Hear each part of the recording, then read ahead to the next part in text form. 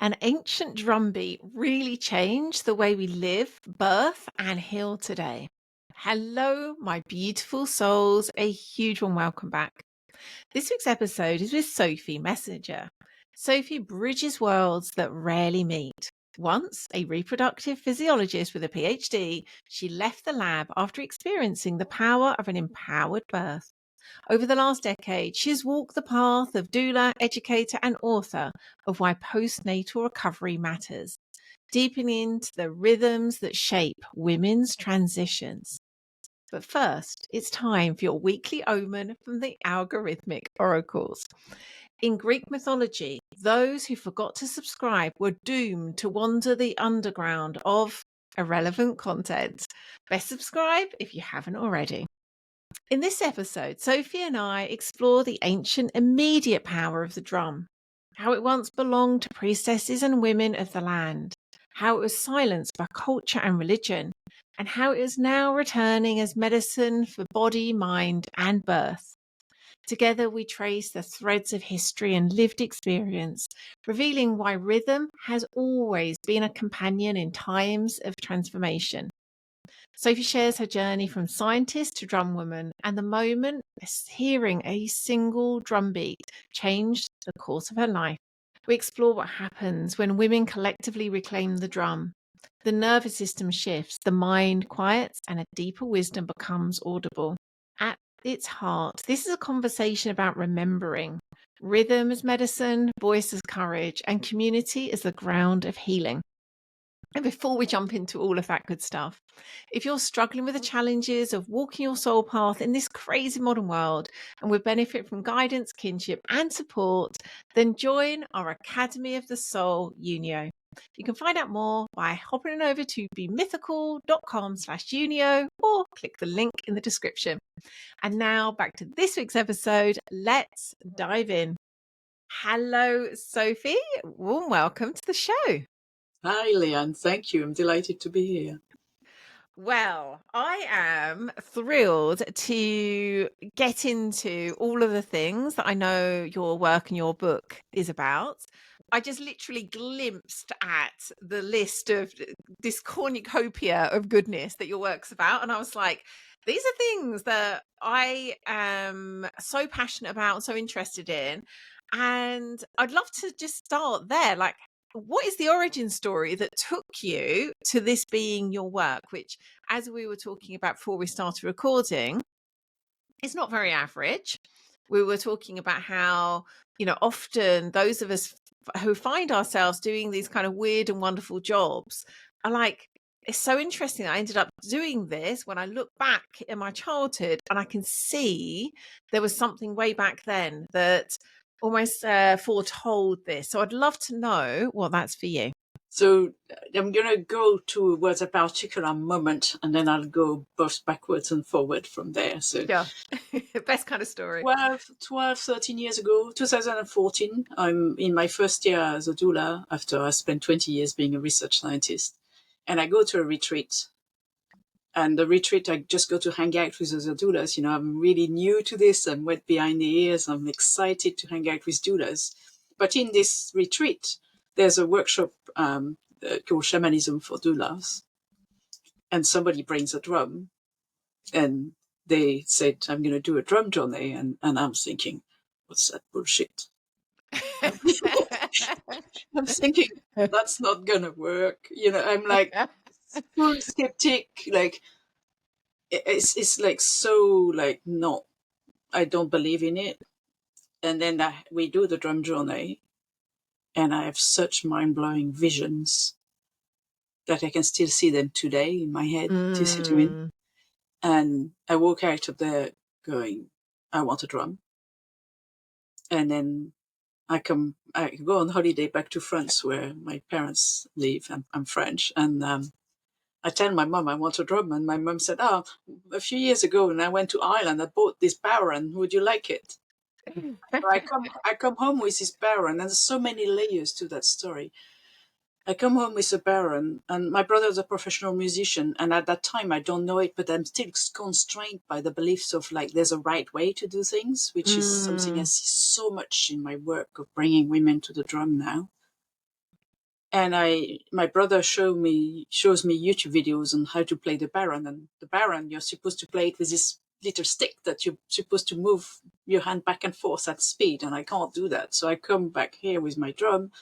And luckily I have a friend who's a shaman, and I go and see him with my drum and I say, I can't play this drum, Peter, you know. And he said, well, Sophie, what do you want to do with this drum? Do you want to play in an Irish band? And I go, no, I want to do some shamanic drumming. And he goes, then you don't need to learn to play it that way. I'm going to show you how to make a beater. And the rest is history. And, you know, this is just the defining moment that starts my journey in Mm. all the way to, you know, having now written a book about this very topic. And there's so many themes there for me about um, giving people permission to do something, not necessarily how they think it should be done. So the main theme when I talk about women drumming, because my work is mostly with women, so the book is about women, is that you don't need to do it right. So just a recent example, last week I'm busy signing this. So the book is being published by a publisher in Ireland. So last week I went to a garage to have my car fixed, and whilst waiting for them to fix the car, I started signing all the stickers that are going to go inside the book. And this, so I have the book, I have the stickers, I cleared their coffee table to like sign my things, and both the garage owner and his wife start saying, that looks interesting. And we have a conversation, and the women said, oh, I've tried drumming once, but I wasn't very good. And I Mm. said, yeah, but that's not what I'm talking about here. This is not drumming to a rhythm with a djembe. This is drumming intuitively with your shamanic drum, which requires very little technical skills, and really encouraging women to be basically feeling like they can. And so I'm really grateful I had that experience at the beginning.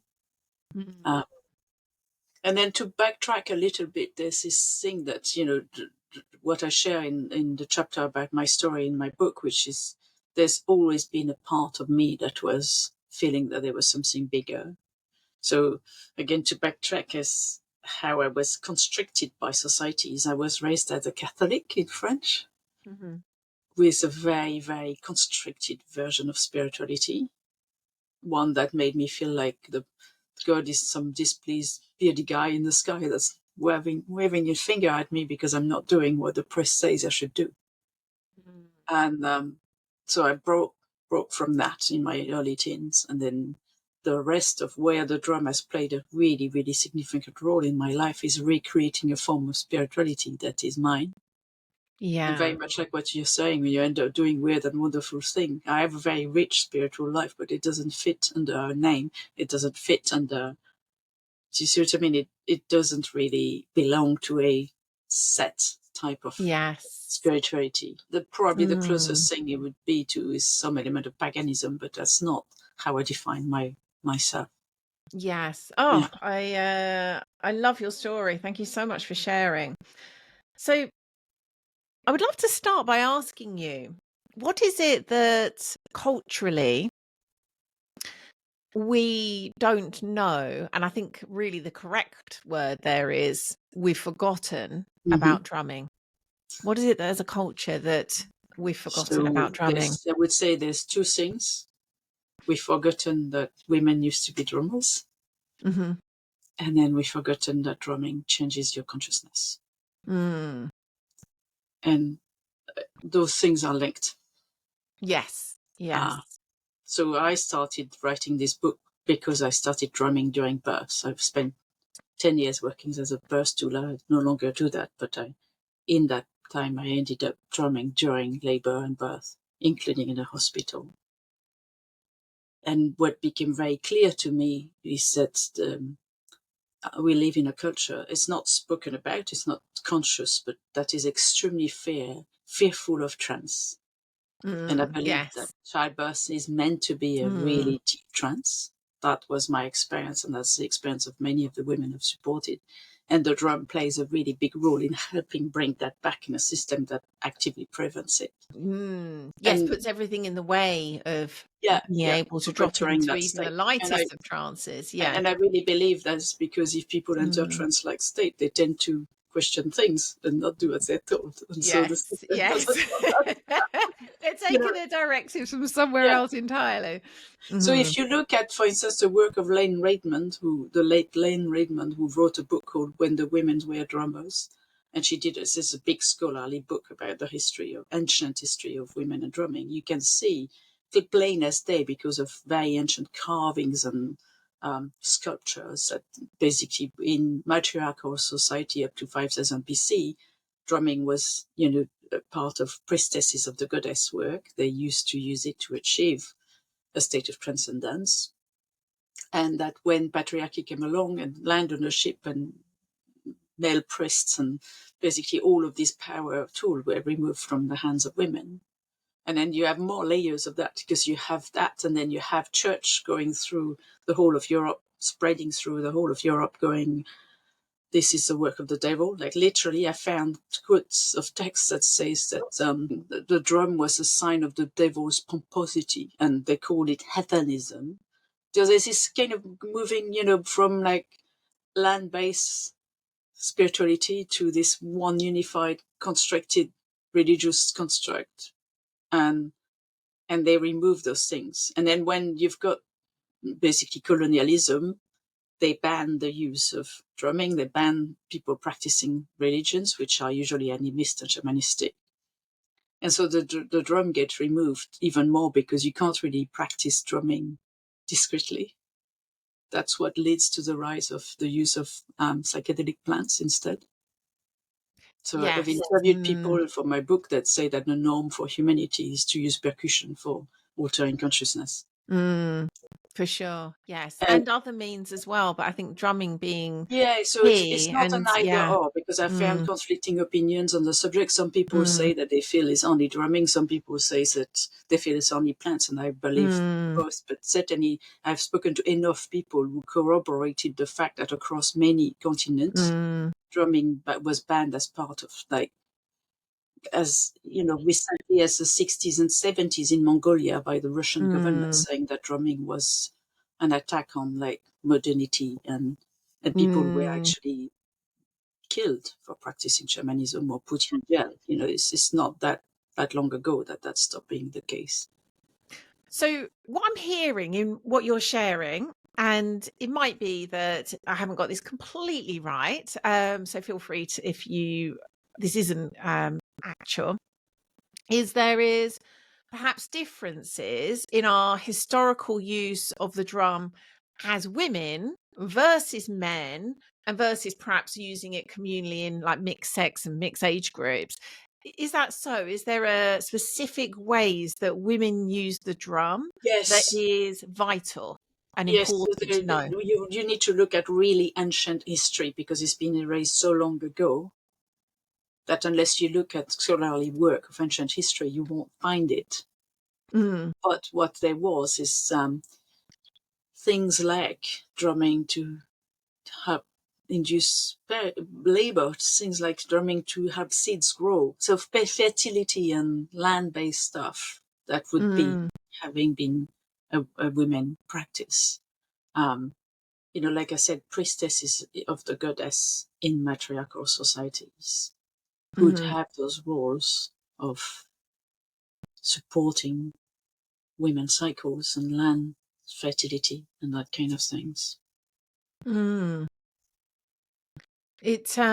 And you obviously have the experience right at the coalface, as it were, Yeah. in fertility and birth and things Yeah. of this nature. It feels like that they're the places that perhaps we are most suffering the loss of the drum Yeah. and all the understanding that goes with it.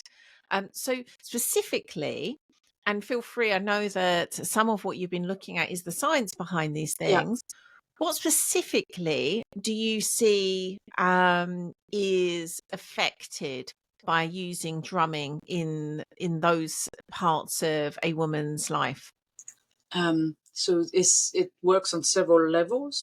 So the first level, if you look at the brain, is how drumming, as you know, shamanic style drumming at about 4 beats per second slows your brain waves down and puts you in a state that is a deeply meditative state where you can access your own knowing, where you almost your brain gets out of the way, so to speak. Mm. So that's one aspect. And what I found, one of the things I talk quite a lot about in the book is there is a direct link between being in high brainwave state and stress anxiety. Mm-hmm. So I believe that in a culture today, we spend far too much time in those high brainwaves. We should be spending more time in the middle range. Mm. And so the auditory entrainment that goes by the drumming, it helps people enter that state. That would actually be people often struggle to do that because their mind is too busy. So Mm. it's like a fast track to meditation. That there's a guy called Jeff Strong in America who's both an ADHD drummer and a clinical researcher, and he's been doing things since the 1980s. He used to do cassette tapes for autistic kids, and he has live recordings of people with helmets that measure their brain waves, and he gets them to meditate, and then he adds the drumming, and they go deeper. Or what I Mm. keep hearing is people saying to me, I struggle to meditate, but with your drumming it's really easy. Or people who say, I meditate, but I go deeper with your drumming. So that's demonstrated by research. Mm. That's one aspect.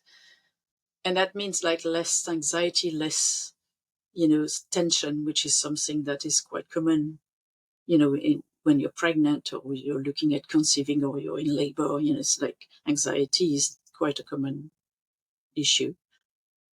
And so the other aspect is it's been demonstrated to increase the release of endorphin, which are your natural pain-killing hormones, increase the release of Mm. basically a lot of feel-good hormones in the body, Mm-hmm. increase, that it's both affecting the brain and the body. It basically calms the nervous system down. Mm. Because, if you're thinking about drumming from a polyvagal nervous system theory point of view, you can if you can either be in a relaxed open state or you can be in a tense closed off stress running away or fighting or even worse collapsing, and the drumming really helps. I think beyond the what the research shows, I think we also have ancestral memory of knowing Mm. that drumming gatherings are something that is associated with feeling safe, but the research Yes. shows black and white that it's affecting um, the nervous system in a very positive way. And then there's Mm. beyond that, there's all the sort of community-based stuff that shows that beyond helping regulate people's blood pressure and heart rate, and it also, when people drum in a group, their brainwaves tend to synchronize. And one of my friends put it beautifully recently. She said she comes to my drum circle. She was going, it closes the tabs in my brain. When I've got too many tabs open. And I've noticed that people come to drum circles who are often feeling quite activated, like full of their Mm. day, and they're like here. And then they do the drumming, and by the end, they're much more in their bodies. So the Mm. stories of women I've drummed for at birth have told me things like when I picked up my drum, it gave them their power back. It Mm. removed the pain. It sort of suddenly it's like something to hold on to that Mm. that made that they may be able to manage the sensations of labor.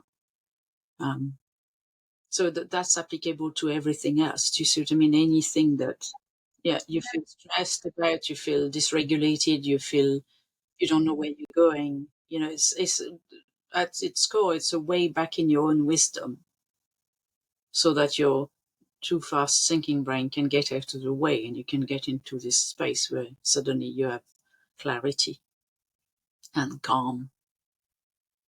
Yeah. It's fascinating to me. Everything you're saying, I'm having this like dual sensation going on where I'm like, there's part of me that's, of course, this makes sense in terms of all my experience and understanding of drumming already, and then thinking about it through the lens of what you're talking about in labor. I'm like, yes, of course. And then also simultaneously having this sense of, oh my goodness, like the it feels like there's this vast chasm between how historically women labored and birthed compared to where we are. And it's the drum feels like a kind of metaphor and a symbol for something so much greater, but it's more than that, because I think there is something in that um reclamation of the drum in those particular moments that it feels so important, so powerful. There's so much, as you're saying, it's the drum in itself is powerful, but it feels like it's a doorway into so much else, so much sovereignty, so much detaching from our modern ideas of, you know, the way that we should go through this process Yeah, in quote marks. And I'm just having this moment of like, wow, yes, of course. So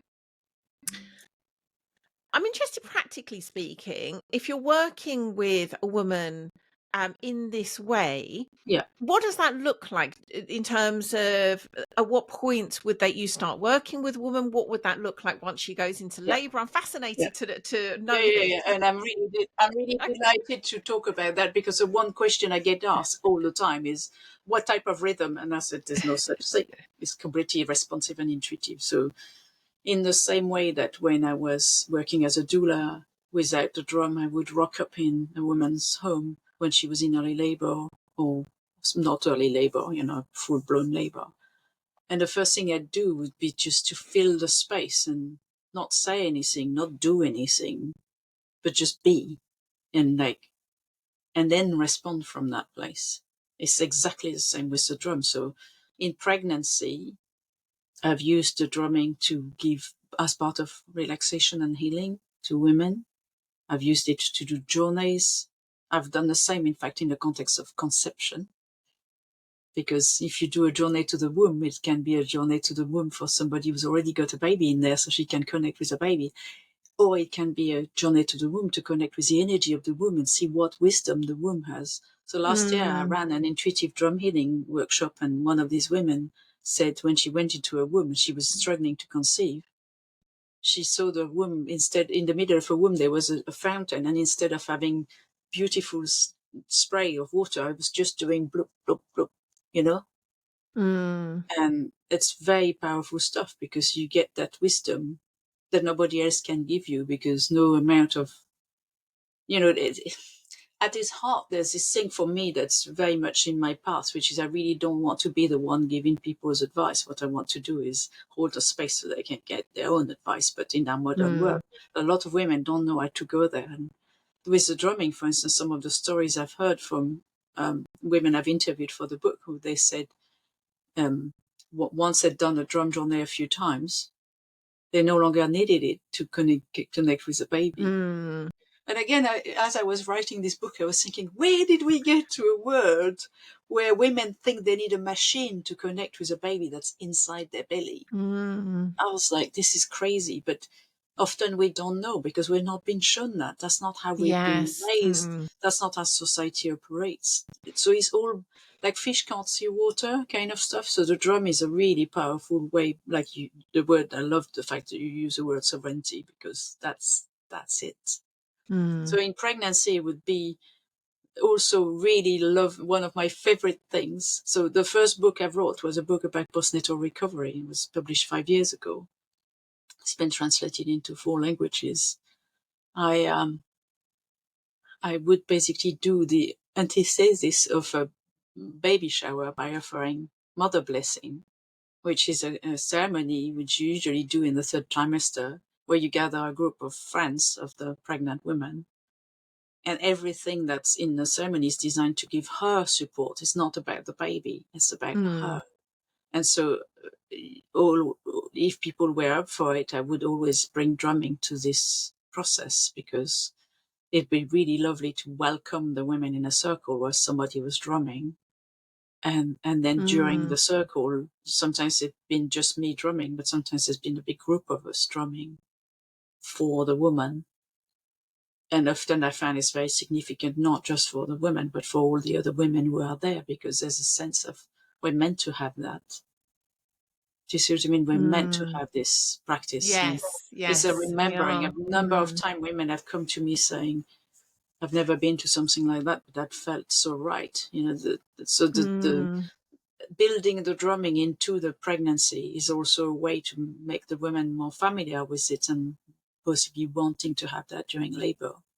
And then during Yes. labor itself, it's completely intuitive in both when I might drum Mhm. and also how I might drum. So the first birth I drummed at, I didn't drum all the way through. It was a friend of mine at home. I was a doula. She was a doula herself. And then when she started pushing, my gut told me she needs help here. She's struggling. So I picked up my drum and started gently drumming in a corner. And afterwards she said, "Oh my God, why didn't you do that before? It was so helpful." And I said, "You didn't need it before. Labor was fast and powerful." And I was like, I could see she was coping. She was making all the right noises and things. But then when she started to push, I could sense. It's more often a case of sensing that the energy is stuck, and then the drumming will help with Mm. that. But also, like, I had a client who hired me to drum at her birth.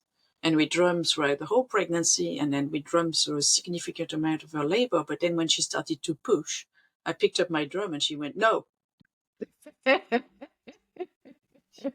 That taught me a really big lesson. It's a really Yes. useful lesson in, like, Mm. yeah, somebody can have hired you for that, and Mm. at a certain point it doesn't feel right. It's the Yes. same way that, Mm. when I was supporting women with comfort measure during birth, that sometimes I'd put a cold cloth on their forehead, and then sometimes they wouldn't like it at a certain point, and then Mm. I'd put it on later, they would shake their head no, because often women can't speak. When they're really in established labor, they can't use their voice. And Yeah. then another story that really you know exemplify the sovereignty aspect is that I had a client who fought very hard to get a home birth. I drummed for her during her pregnancy, so I drummed for her at home during labor at various points. But then during her labor, even though she'd fought to stay at home, she said, "I need to go to the hospital," and that was the right thing for her. So I took my drum, and then when we got into the delivery unit of my local hospital, the obstetric unit, I started drumming. And afterwards, she said, once we got into the hospital, I feel I'd handed over my power to the system. And when you started drumming, it gave it back. So she said it was much more Yeah. important. She said the drumming at her home, it's like it didn't really do much. It wasn't really needed because she was getting on with her labor until we went to the hospital, and she was like, that was really, really powerful. And I've had women sharing that they've left their body when they heard the drum to go and collect the consciousness of their baby. And in some women's case who'd had traumatic labor before, they said that prevented trauma because they were in a process, so they could understand why this was Mm. happening beyond the physical space. And the ex-Australian midwife, founder of the School of Shamanic Womancraft, Jane Hartwig Collins, who has written the foreword of the book, she shared that during one of her labor, and somebody started to drum. It removed all the pain. She went into such an altered state, suddenly there was no pain when she was really struggling before. There's something really hit me when you shared the way that that woman just, it was kind of, there was something about you drumming in the hospital that was so profound. I felt that there was something visceral that moved in me when you shared that. And I don't really have the words for it, but I can feel that this is something so vital for us to reclaim. And I had a question I was going to ask you that you've answered by sharing that story, which was like, is it possible to do that in a hospital setting? Is that welcome? So Is that allowed? Are you getting told not to? What does that I, look I, like? I teach an online course called Drumming for Births, which is I taught it live a couple of years ago, and now it's available as a course you can buy as a pre-recorded course. And the one thing I do warn people about is that it's likely to be received with not very well. Trying to say that that so it's a paradoxical thing, because on one hand I personally really feel that drumming stops the innate chatter. Like people are less likely to be interrupting the birth trance if somebody's Mm, drumming, because it's still got some kind of sacredness thing that's in people's consciousness, even though they don't get mm. it.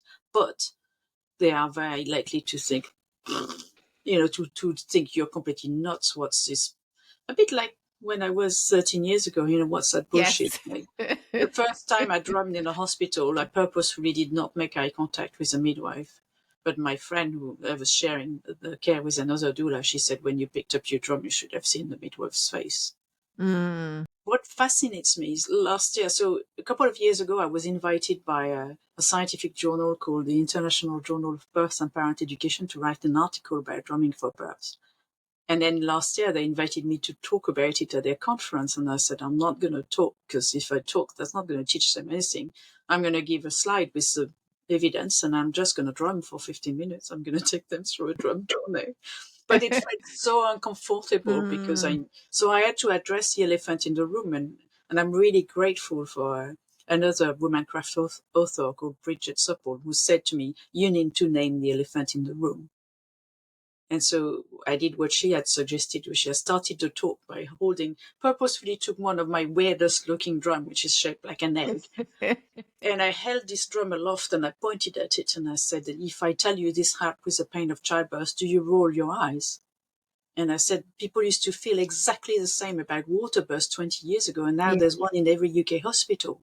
Mm. But one of the conversations I've had with people I interview in my book is that even though the science has been there since the 1960s, and some of the science I quote in the book is using real cutting edge research, stuff that use MRI scans and 3D recording of brain waves. It's not like some small old Mm. fashioned science, but people still feel very skeptical because the way it looks. So I often say that if it came out of a machine or an app, people go, ooh, that's really interesting. But because it Mm. looks so esoteric, people are very much not wanting to believe, which is why I quote Yes. so much science in the book, because I was like, because of my background as a scientist and what I do now, I feel very much that I have a job to act as a bridge to help Mm. people have the experience, because once people have had the experience, there's no going back. Yes. Yeah. Sometimes people need the science in order to even open to the possibility of something. Mm. That's kind of what we've been trained to do in this culture, actually.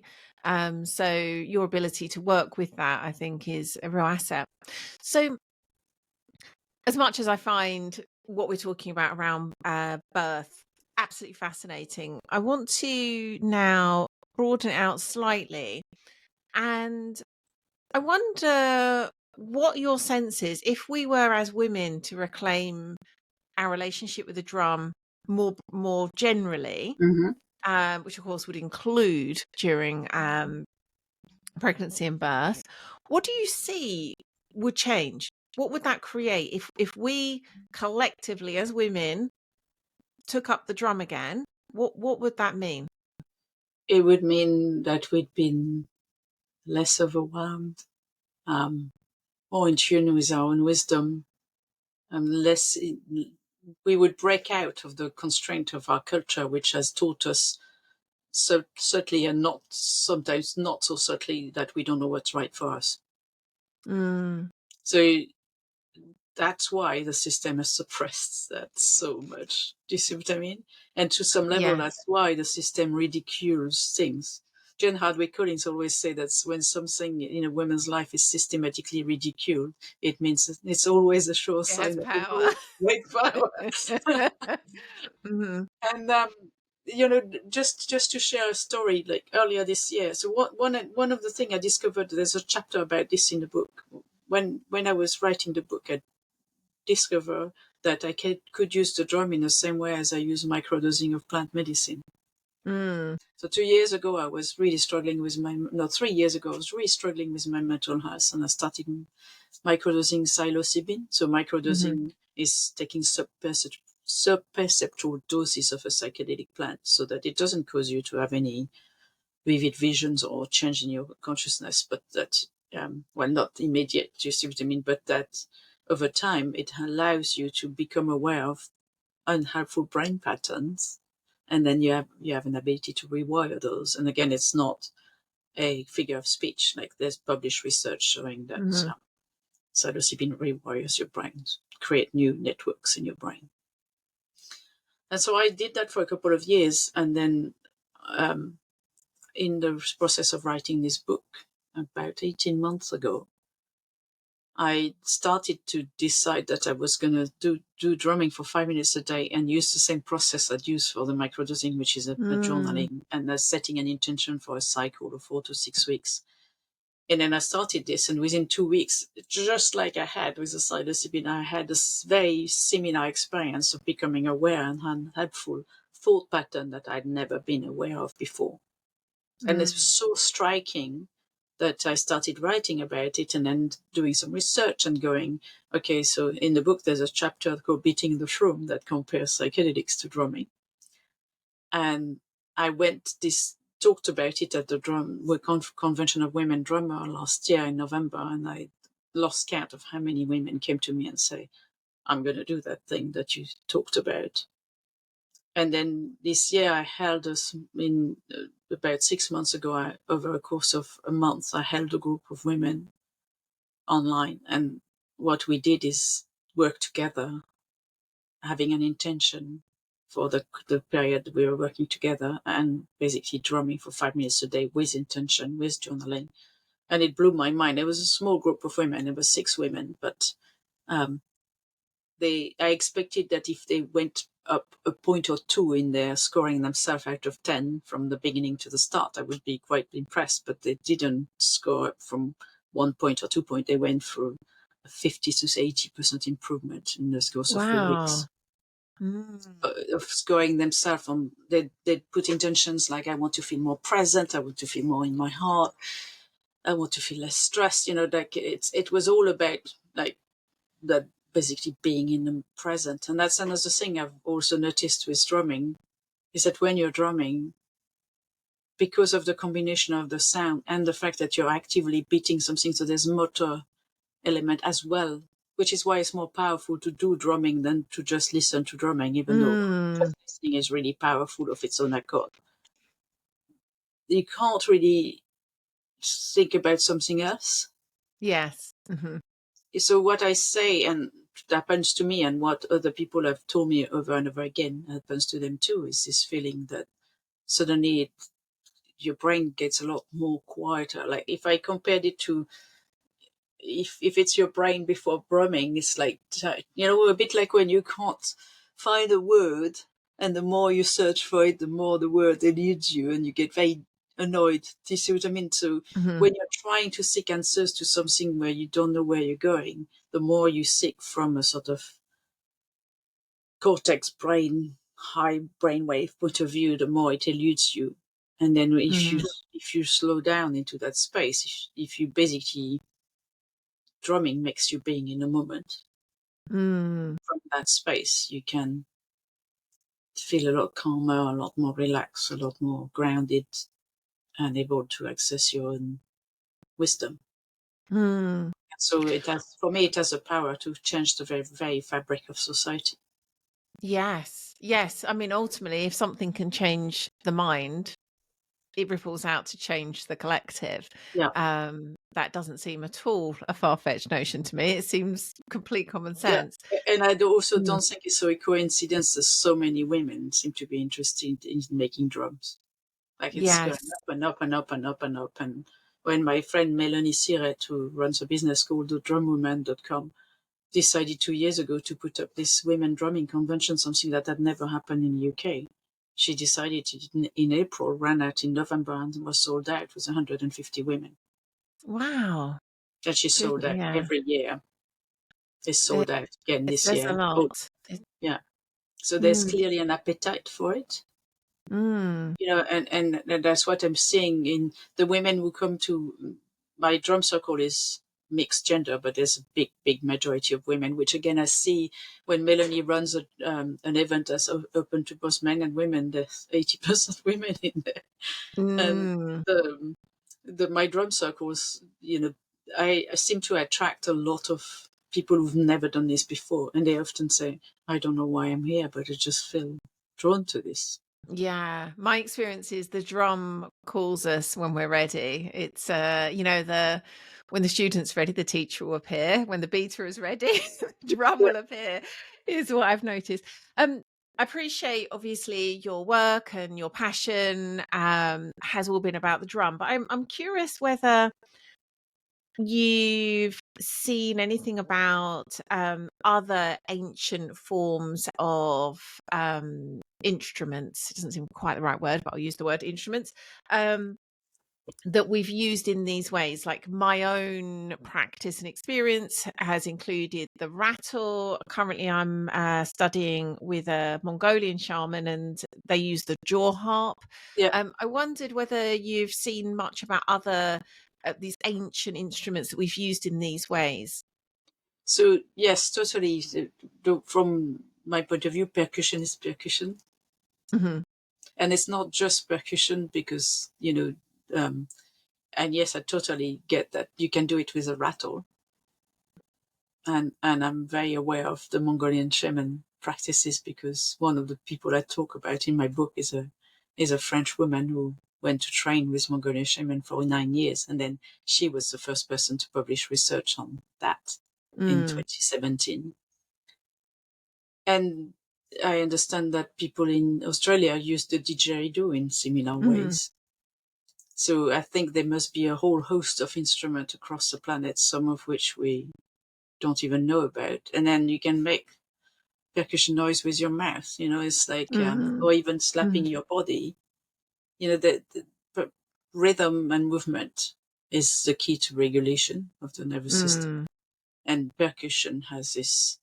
What my theory is that singing, drumming, and dancing is part of how humanity, the world, since the world exists. Or I don't know if but we know that drums are millennia old. That Hmm. is one of the first instruments that was created. But this normal part of human behavior, the same way as that bees make honey, and not Hmm. having it is not normal. And yet, with that is also comes with the fact that there used to be a recognition that this healing and releasing of trauma in the context of making sound and rhythm and movement was always done in community. It Hmm. wasn't done alone. Um, so I'm entirely sure that there must be other instruments. There are found very few cultures that have not got drums, apparently, but I suspect there Hmm. might have been people who didn't have animals big enough to do that. But it's very unusual. According to Jeff Strong, it's less than 10% of humanity that doesn't have a form of percussion. Hmm. But I'm sure I haven't found all the instruments that exist, because when I started looking at thinking I wanted to list all the drums that existed, it proved an impossible task because there's so many different versions, and then cross-cultural exchange of new instruments being created all the time. And modern, for instance, a fairly modern invention is the hand pan drum. Hmm. The it's like two half moon shapes that are stuck together, and there's little hollows for your finger, and you tap it. It looks like a UFO. Hmm. Does that ring a bell? Do you know what I'm Yes, I talking think so. about? Yeah, yeah. Yeah. So that's fairly recent. That's been invented in the last 20 years. So I Hmm. think people are very creative, and they always find ways of, Hmm. you know, making sound with various things. And percussion will change your consciousness. Wow, there's a quote I think the team will be choosing. um, that brings us really beautifully to a close. Before we do, is there anything else that you feel we haven't touched on that you feel is really important to include in this conversation? So I think I've touched upon it, but I'd like to mention that again, that if you feel drawn to drumming, do not get constricted by the idea that there's only a right way to do it. Like, I encourage people who want to start drumming to do it intuitively. Mm. Um, Of course, there's lots of different types of drumming. I use shamanic style drumming, which is basically a round drum that's got lacing at the back to hold it, and then you use a soft beater, something like this. But this is like a very unusually shaped drum, but Oh, it usually it's a certainly is. round thing. Yeah, it's a moon, and it's got a matching beater. Beautiful. So usually, there are frame drum that are used just with the hands, and shamanic drumming traditionally was done just beating the drum at a certain speed, which is usually around 3 to 4 beats per minute, but again, intuitively. And then frame drum, which is historically what women used to use in matriarchal society, which is played with a finger with sort of different rhythms. And then obviously there's all those sort of djembe type, drum that you hit with the hand that are bigger, and that drumming is drumming. They all do the same similar things. There's different ways to do it, but rhythm will entrain your brain. And so I encourage people to basically play. Get a shamanic drum, because that's get a frame drum or a shamanic drum and a beater, because that's technically the thing that's the easiest to do. Because you don't need to learn to hit the drum with your hand the right way to produce a beautiful sound. It's just some of the stories I share in my book is that there's a lot of really beautiful projects around the world where they provide drumming for vulnerable population, and that includes people, for instance, with dementia. And they find that it's easier to use frame drums and a beater, because then people don't need to have good motor control skills to be able to do it. But yeah, I would really, my message would be, if you feel drawn to the drum, just trust that, and don't get put off by the idea that you don't know how to do it right, like I was 13 years ago.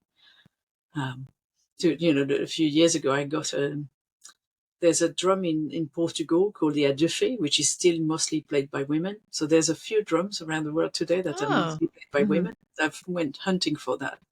And it's a square drum that's double skin, and there's things inside. And it's played both by hitting it with a hand and also kind of jiggling it in the air. And there's songs that goes with it. And when I got this drum, my brother said, "No, you're going to have to learn to play this thing properly." And I'm like, I'm going to do, yeah, I could do that. But I could just hit it with a stick. I can just hit it with my hand. And by then it was really interesting to see how far I'd come.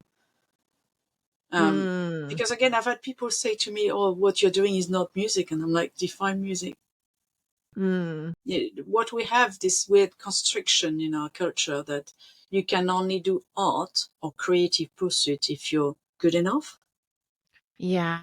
But if you're doing it because it makes you feel good, if you're doing it for your own pleasure, it's beautiful that we have. I make an analogy to cooking. People who cook in their kitchen and Michelin star chef, but this is like saying you can only cook if you're a Michelin star chef. That's bollock. Yes, I that's such a great analogy. I was thinking back to my original shamanic training, and drumming together, singing together, dancing together was so much of the training, really. Was doing those things, and not doing those things because that's kind of what professional shamans do, but just because that is what we do as humans. And it's a kind of, just like cooking is. It's just almost like a hygiene factor, just a normal thing to do. Yep. And you're quite right. We've separated these things, drumming, dancing, singing, into this category of it's only worth doing. It's only something we should do if we are And experts. there's shame there. There's Yes. people don't dare because they think they can't possibly do it publicly. It took Yeah. me quite some time there's to check that. I spent many years having this restriction that I didn't quite understand where it was coming from. And in the book, there's a story I tell that I bought this painted stone from an artist, a UK artist called Jane Rose, and it says she drums on it. And I I think bought, I have something by that artist. yeah. I don't know what it is. I'm sure So I have. I I have to bought check this it out stone afterwards. almost like an object to bring what I wanted to have in my life. But at the time I bought the stone, I remember feeling like an imposter. I love working with women around that imposter syndrome thing. Mm. And I bought the stone to like symbolize where I wanted to go. But I remember having this stone and feeling like I shouldn't be having this stone because I'm not a drum woman. And then the when I turned 50 in 2020, because of the restriction of travel, I could not actually have the party I wanted to have. So I asked the community of women I'd started drumming with before the lockdown, I want to start my 50th birthday drumming in the woods. And 2 women came with me. And we've been drumming once a week for 5 years together. Oh, I And love and that. when I was writing the book, I looked at that stone and I was like, oh my God. So I wrote a part in the book about the stone saying, look at what's happened to me since I bought this stone. Mm.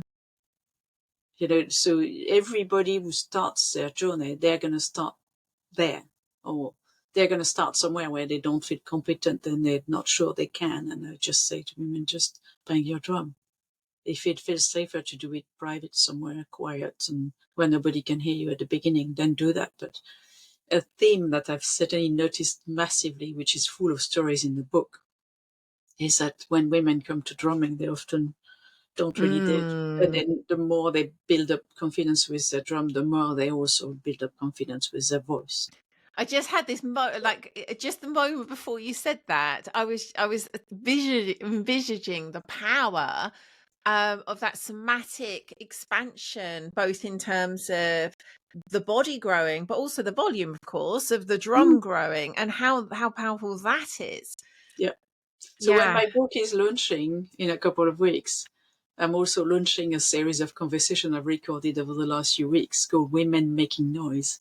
And Mm. it's basically a group of 9 women, which includes Jane Hardwick Collins, which include Lucy Pierce from Womencraft, which include a whole host of powerful women, and is talking about the relationship we have with making noise and how did you experience that friction between what we still carry in our consciousness, which is when we are Mm. women and we're being loud and outspoken. It was our ancestry, we were killed for that because of the Yes. burning of witches thing. Mm. And so we carry this, and still in modern time, women are still described as hysterical, and this Mm. is still there. Do you see what I mean? That controlling women's voices, that you can't be a woman and basically be noisy because it's not seen as being a good girl. That's Yes, for still there. sure. So when Mm. we feel scared about picking up our drums, we carry the weight of our culture and the weight of our ancestry. That's why it's Mm. such an important reclaiming to Gosh, undo. yes. That's where we needed to finish this conversation. Perfect. Where can listeners find out more about you and, of course, your book and your wonderful Yeah. work? So the easiest way to find out more about me is my website, sophiemessager.com. I'm sure you'll put that in the show notes because Of course, people yes. misspell my name because I'm French. So my messager is not spelled like in English. It means messenger in French. Oh, I I guess they're wondered. And of completely course you different. are. Yeah. And Mm. and then the I'm on social media. I'm on Instagram. I'm on Facebook. I'm on LinkedIn. I'm on YouTube. I have a podcast called Wisdom Messenger, which is available on Spotify and Apple Podcasts and YouTube. And then the book, and I have a whole host of I write prolifically, so I've got something like 250 blog posts on my website, and that's where I invite people to start with if they want to find out more Mm. about what I do and whether they resonate with what I do. Mostly now, my focus is to help women who are feeling too intellectual and like an impostor to harmonize their intellectual and their spiritual selves and basically grow into their power. And then the book is available to purchase from Womencraft Publishing. And The beautiful cover. thank you. It's a picture Mm. of a drum I've made, taken by a really beautiful, talented photographer friend of mine called Ali Mm. Tova.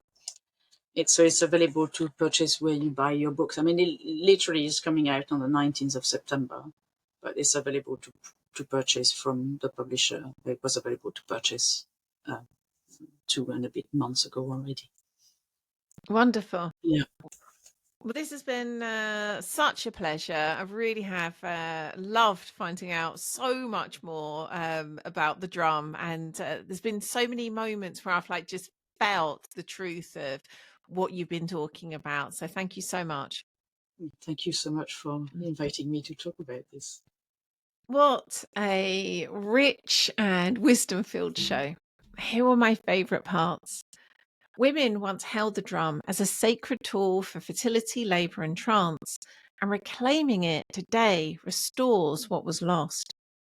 A steady beat has the power to shift our brainwaves, soften anxiety, and transform how we meet pain and threshold moments.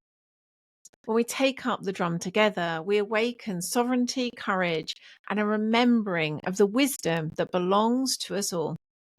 If you'd like to hop on over to the show notes for the links, they're at bemythical.com/podcast/518. And of course, you'll find all the details about Sophie's very soon to be released book.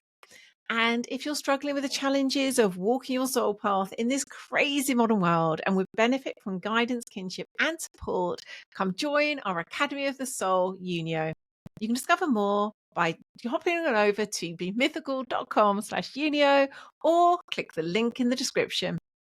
And if you don't want to miss out on next week's episode, head on over to your podcasting app or platform of choice, including YouTube, and hit that subscribe or follow button. That way you'll get each episode delivered straight to your device auto-magically as soon as it's released. Thank you so much for listening. You've been wonderful. I'm sending you all my love. I'll catch you again next week. And until then, go be mythical.